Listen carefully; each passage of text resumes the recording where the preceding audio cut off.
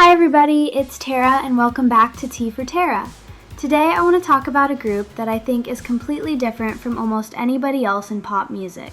They're strange, they're funny, they're incredibly talented, they're sometimes completely unpredictable, and they can dance. I'm talking about the Japanese group ATARASHII GAKKO, and today I'm going to explain why I like them so much. First of all, if you've never seen ATARASHII GAKKO perform, you might look at them and think, why are these four girls wearing Japanese school uniforms? But then the music starts. And about 10 seconds later, you're thinking, what is happening? Because these are definitely not normal schoolgirls. Their whole image plays with the idea of conformity versus individuality. They wear matching sailor-style school uniforms, but instead of behaving exactly alike, their performances are all about personality, freedom, and standing out. They describe themselves as representatives of Japanese youth, and that's my first reason for liking them. They are not afraid to be weird. I mean that as a huge compliment. So much pop music can become predictable. You know when the chorus is coming, you know what the dance is going to look like, you know everybody is going to pose perfectly for the camera. ATARASHII GAKKO can be beautiful and synchronized one second and completely crazy the next. They'll jump around, they'll make funny faces, they'll headbang, they'll suddenly breakdance. They'll carry each other around, they've danced with brooms, they've whipped their hair around. Sometimes their choreography practically turns into gymnastics. And one of the most amazing things is that the members have been heavily involved in creating their own choreography. That's my second reason. Their dancing actually feels like part of the song. The movement helps tell you what the song is about. Sometimes it's dramatic, sometimes it's aggressive, sometimes it's silly, and sometimes they form these amazing shapes with their bodies where they're balancing on each other or lifting one another. That's another thing I love about them. They perform as a team. You can really feel the chemistry between the four members. That's another thing I love about them. They perform as a team. You can really feel the chemistry between the four members.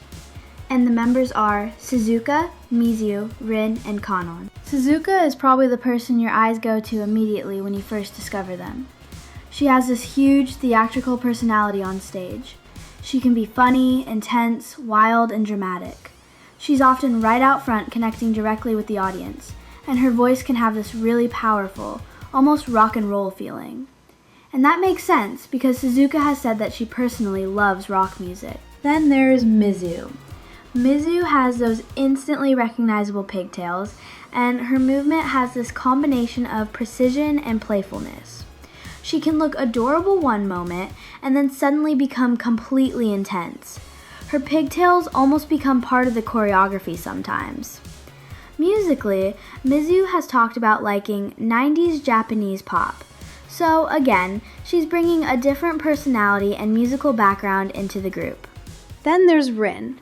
Rin brings a lot of groove and attitude. She has a strong hip-hop feeling in some of her performances, and she can bring rap-style energy into the group as well.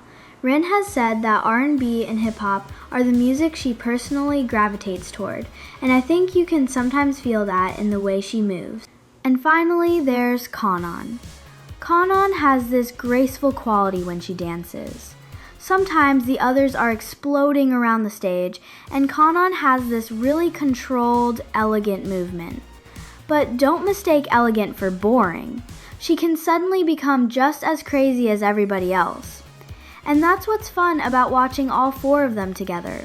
They're different, but somehow those differences fit. Which brings me to reason number 3 why I like them. They make individuality look cool. They don't seem to be saying, you need to act like everybody else. They're almost saying, be yourself, be strange, be enthusiastic. And they've actually been doing this for a surprisingly long time. The group formed back in 2015, and their major label debut single was Dokubana, or Poison Flower, in 2017. Their second single that year was Kimi wa na 17. Then, in 2018, they released their first album, Mai Nara Wanai. That album was already mixing things like punk, rock, jazz, city pop, and Japanese popular song traditions. Their second album, Wakabe ga Itaru, followed in 2019. But then something very interesting happened. A song called Otona Blue suddenly became enormous a few years later, especially because of that dance. You know the one, the neck dance! And that's probably one of the first songs I'd show somebody who's never heard ATARASHII GAKKO. But they have lots of other great songs. There's Nai Nai Nai, there's Pineapple Kryptonite, there's Giri Giri, there's Torianse, there's Fly High, and of course there's Tokyo Calling. Tokyo Calling became an especially important song for their international era, and the group themselves have described it as a turning point. Their 2024 album, AG Calling, continued that idea and mixed a whole bunch of different sounds and Japanese cultural influences together. And now we arrive at 2026.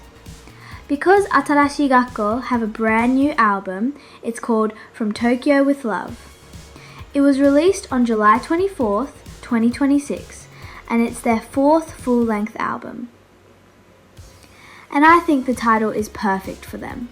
The love in the title refers to the Japanese idea of magokoro, basically sincerity, or something that comes genuinely from the heart. From Tokyo with Love has 10 songs and moves through styles including funk, synth pop, and rock ballads. You've got songs including Oi RG, TTTTOKYO, Take Me With You, and Dance Dance. I especially like that they're still experimenting, because that's reason number 4. I never know exactly what they're going to do next. A song might sound like pop, then rock, then electronic music, then hip hop, and somehow it's still ATARASHII GAKKO. My 5th reason is their sense of humour. I like bands that don't act as if being a musician means you have to look serious every second. ATARASHII GAKKO can make great music and still be goofy. They can look ridiculous on purpose. They can turn an ordinary dance into a comedy routine. But because they're genuinely good performers, the silliness doesn't make them seem less talented. It actually makes them more interesting. And my 6th reason might be the biggest one. They look like they're having fun. When I watch them perform, I don't feel like I'm watching 4 people simply doing their jobs. I feel like I'm watching 4 friends. I feel like I'm watching 4 friends creating their own strange little universe together. And that energy comes through the screen. You might not understand every lyric, but you can feel the excitement. So why do I like ATARASHII GAKKO? Because they're different, because they're funny, because they're fearless, because they're fantastic dancers, because they mix Japanese culture with modern music. And most importantly, because they remind me that being different isn't something you have to hide. Sometimes, being different is exactly what makes people want to watch you.